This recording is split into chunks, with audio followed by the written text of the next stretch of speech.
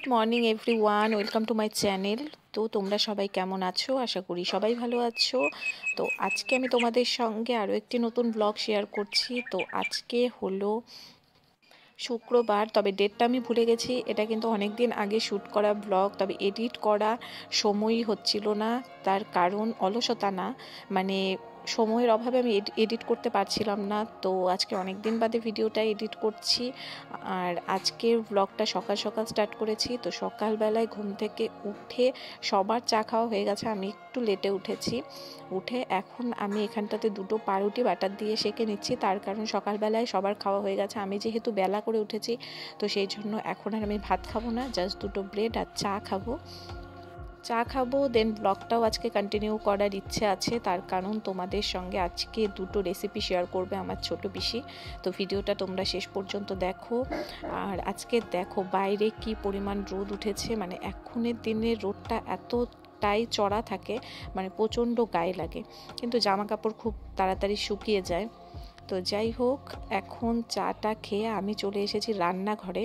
আর রান্নাঘরে এখানটাতে আছে মাটন। তো মাটনটা মা ভালো করে ধুয়ে পরিষ্কার করে নিয়েছে। আর মাটনটাকে আমি এখন করব ম্যারিনেট। তো ম্যারিনেট করার জন্য দিচ্ছে এখানটাতে রুটিন মশলা যেগুলো লাগে, যেমন নুন, হলুদ, লঙ্কা গুঁড়ো, জিরে গুঁড়ো আর সর্ষের তেল। তো তোমরা চাইলে এটাতে আদা রসুন বাটা পেঁয়াজ কুচি দিয়েও মাখিয়ে রাখতে পারো, তবে আমি আজকে রাখছি না, কারণ এটা আমার রেসিপি না, এটা আমার পিসির রেসিপি। তো সেটাই আজকে সেইভাবেই হচ্ছে রান্নাটা। তো এই তো এবারে ভালো করে মাখিয়ে এটাকে ফ্রিজে রেখে আমি যাব স্নানে। দেন তোমাদের সঙ্গে এসে আবার দেখা হচ্ছে।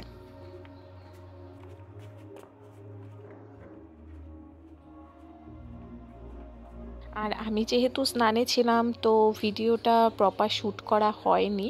তো যতটুকু করেছে ততটুকুই শেয়ার করব তোমাদের সঙ্গে। আর যাব এখন আমি রান্নাঘরে। তো রান্নাঘরে চলো দেখাই পিসি কি রান্না করছে। বলতে হবে না, এটা মধ্যে আদা কুচি, রসুন কুচি, পেঁয়াজ কুচি, তারপরে লবণ, হলুদ, চালের গুঁড়ো। আর তেলটাকে কি কিছু আগে করেছো? কিছু না, তেলটা এই যে ভালো করে ধুয়ে নিলাম। হ্যাঁ হ্যাঁ হ্যাঁ, ভালো করে ধুয়ে নিয়ে টুকরো টুকরো করে কেটে ভালো করে ধুয়ে। লঙ্কা কুচি দাও? হ্যাঁ, লঙ্কা বললাম তো, লঙ্কা কুচি, আদা কুচি, রসুন কুচি, পেঁয়াজ কুচি, লবণ, হলুদ। মশলা যাবে না? না, মশলা যাবে না। 2-3 দানা চিনি।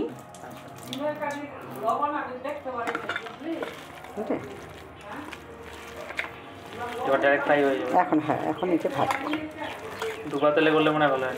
ডুবা তেলেই তো করবো।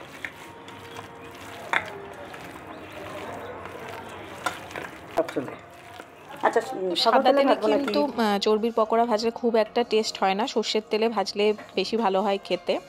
আর আমি খুব একটা পছন্দ করি না, যারা পছন্দ করে তাদেরকে একটু বাদেই দেখাচ্ছি।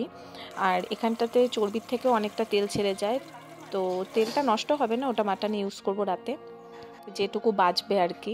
তো এখানটাতে ভাজাও হচ্ছে, সাথে সাথে আমাদের খাওয়াও হচ্ছে। আর আজকে রান্না হয়েছে হাঁসের ডিমের কারি, আর খাসির চর্বির বড়া, আর হচ্ছে বাঁধাকপির ঘন্ট কাতলা মাছের মাথা দিয়ে। আর মাটনটা এখন হবে না, ওটা রাতে হবে গরম গরম। তো চেষ্টা করব তোমাদের সঙ্গে মাটনের একটা অন্যরকম রেসিপি শেয়ার করার, তোমরা ভিডিওটা শেষ পর্যন্ত দেখো। আর যে যে চর্বির বড়া খেতে ভালোবাসে তারাই ভিডিওটা শ্যুট করে দিয়েছে, তো প্রপার রেসিপিটা শ্যুট করা হয়নি। হাঁসের চর্বির বড়া আর তেল আর সাদা ভাত, আর এখন হচ্ছে হাঁসের ডিমের কারি আর বাঁধাকপির ঘন্ট, আর রাত্রেবেলা গরম গরম খাসির মাংস রান্না হবে। তেলের বড়া দিয়ে শালি জামাইবাবু খাচ্ছেন।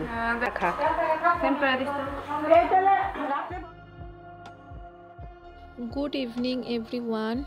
তো সন্ধেবেলা এখন আমরা খাবো চা, আর তার সাথে এখানটাতে চানাচুর আর হচ্ছে মুড়ি। তবে চানাচুরটা খুব বেশি প্রেফার করি না, তো এখানটাতে কাঁচা লঙ্কা, পেঁয়াজ, কালো জিরে আর সর্ষের তেল দিয়ে মুড়ি নিয়েছি। তো মা বললো একটু চানাচুর নে, খেতে ভালো লাগবে, তো নিয়ে নিলাম। কিন্তু চানাচুরটা আমি মানে আমার প্রেগনেন্সি পিরিয়ডে খুব খেতে ইচ্ছে করতো, কিন্তু তখন খাওয়া যেত না, মানে ভয়ে খেতাম না, আর অ্যাসিডিটির ভয়ে। আর এখন মানে খাওয়া গেলে খাওয়া যায়, কিন্তু মানে খুব একটা এখন ভালো লাগে না খেতে।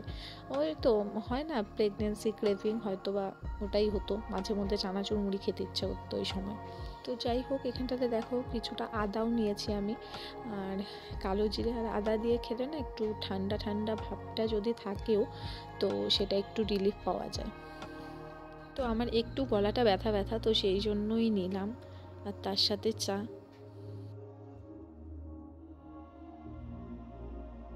তো চাটা খাওয়ার পর একটু গল্পগুজব করলাম সবাই মিলে। দেন পিসি বললো যে রান্নাটা করি, নয়তো অনেকক্ষণ সময় লেগে যাবে, তারপর রাতের খাওয়া দেরি হয়ে যাবে। তো এখন মোটামুটি 9:30 মতন বাজে।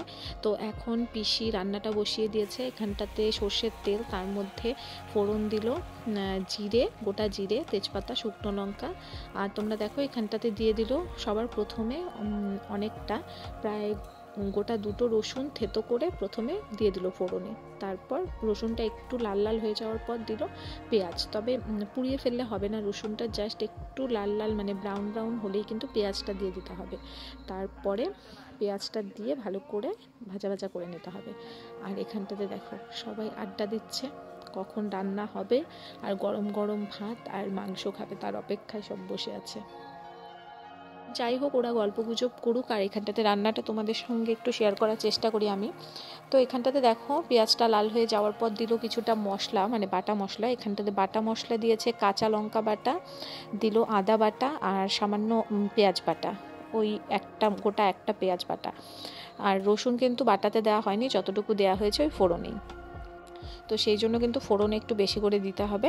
তারপর ম্যারিনেট করা মাটনটা দিয়ে দিল, আর তার সাথে গোটা পেঁয়াজ আর রসুন, যেহেতু আমরা পছন্দ করি, তোমরা চাইলে স্কিপ করতে পারো। তো এবারে ভালো করে মাংসের সাথে মশলাটাকে কষিয়ে নেওয়া হচ্ছে। তবে যেহেতু এটা দিনের বেলায় ম্যারিনেট করা ছিল মাটনটা, তো তাড়াতাড়ি সেদ্ধ হয়ে যাবে। এবারে ঢেকে ঢেকে রান্না করবে। আর তার সাথে এখানটাতে টেকনিক দেখো, জলের গামলাটা এখানটাতে বসিয়ে রেখেছে যাতে জলটাও গরম হয়ে যায়, তাহলে আলাদা করে জলটা আর গরম করার দরকার নেই। যতবার ঢেকে ঢেকে রান্না হবে, মানে 1 ঘন্টা তো প্রায় লাগবেই মাটনটা রান্না হতে, ততক্ষণে জলটাও গরম হয়ে যাবে। তো তারপর ঝোলের জন্য জলটা ইউজ করতে পারবে, আর আলাদা করে গরম করার দরকার নেই। ভালো না বুদ্ধিটা? মাংসটা প্রায় কষানো হয়েই গেছে, এখন ঝোলের জন্য জল দিয়ে নামিয়ে নেওয়া হবে, আর আমরা সবাই ডিনার করব। রান্না কমপ্লিট। আর এখানটাতে সবাই বসেছে খেতে, একবারে চাপাচাপি করে সব চেয়ার নিয়ে বসে গেছে খেতে। আর সবার শেষে খাবো আমি, মা আর পিসি। তো যাই হোক, ওদের ভিডিওটা তো আমি শ্যুট করে দিচ্ছি, কিন্তু আমারটা শ্যুট করে দেওয়ার বেলা একটাও নেই, তার কারণ সবগুলো খেয়ে দিয়ে বিছানায় উঠে যাবে। তো যাই হোক, আমি বলে দিচ্ছি রান্নাটা দারুণ হয়েছিল পিসি, মানে খুবই ভালো হয়েছিল খেতে। মাংস কেমন হয়েছে? মাংস কেমন? তো আজকের ভিডিওটা এই পর্যন্তই রাখছি, দেখা হচ্ছে তোমাদের সঙ্গে নেক্সট ভিডিওতে। তো তোমরা সবাই পাশে থেকো, ভালো থেকো, সুস্থ থেকো, আর যদি কিছু ভালো লেগে থাকে তাহলে অবশ্যই লাইক, কমেন্ট, শেয়ার। তো আজকের মতন টাটা।